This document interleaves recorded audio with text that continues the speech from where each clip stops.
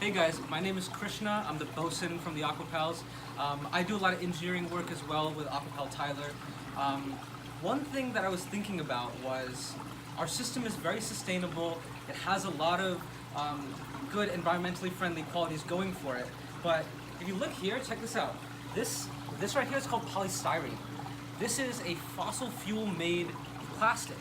Why are we using such a non-sustainable method in such a great system? So I thought about a little bit of design work and I made this. This is called a modular raft system.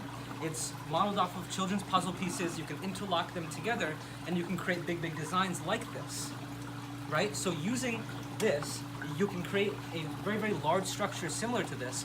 And what's great is that this material is called PLA. It's made of corn and sugarcane. So it is completely biodegradable and it's amazing. Thanks.